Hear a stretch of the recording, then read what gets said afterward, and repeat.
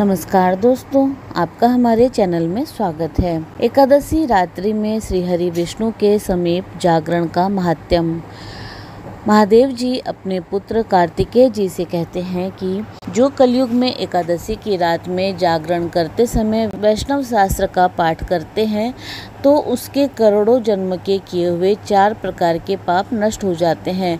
जो एकादशी के दिन वैष्णव शास्त्र का उपदेश करता है उसे मेरा भक्त जानना चाहिए।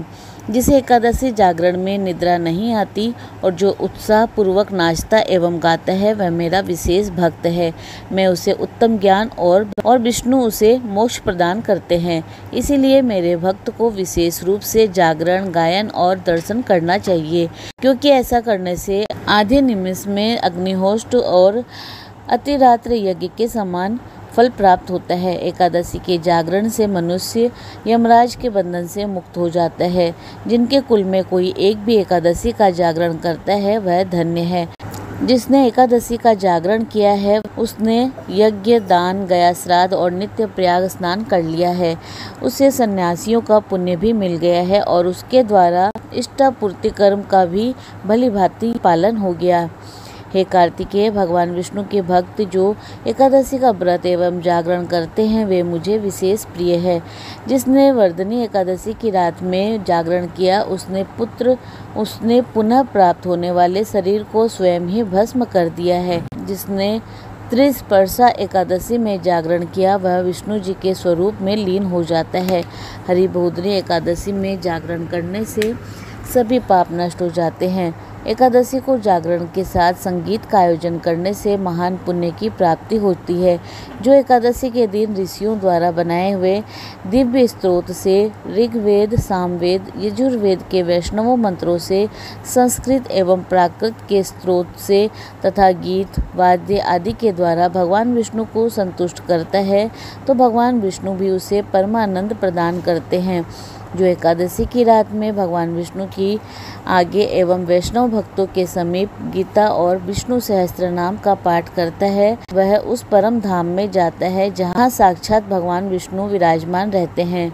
पुण्यमय भागवत एवं स्कंद पुराण भगवान विष्णु को अति प्रिय है। मथुरा एवं ब्रज में भगवान विष्णु के बाल चरित्र का जो वर्णन किया गया है उसे जो एकादशी की रात्रि में भगवान विष्णु के सामने पूजा करके पढ़ता है उसका पुण्य कितना है यह मैं भी नहीं जानता, शायद भगवान विष्णु ही जानते हो।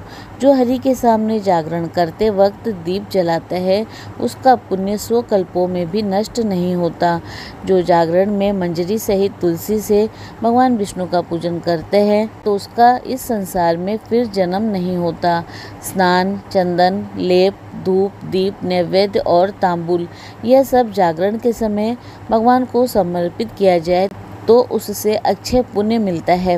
हे कार्तिकेय, जो मेरा ध्यान करना चाहता है वह एकादशी में हरि के सामने भक्तिपूर्वक जागरण करे, क्योंकि ऐसा करने से इंद्र आदि देवता उसके शरीर में आकर वास करते हैं।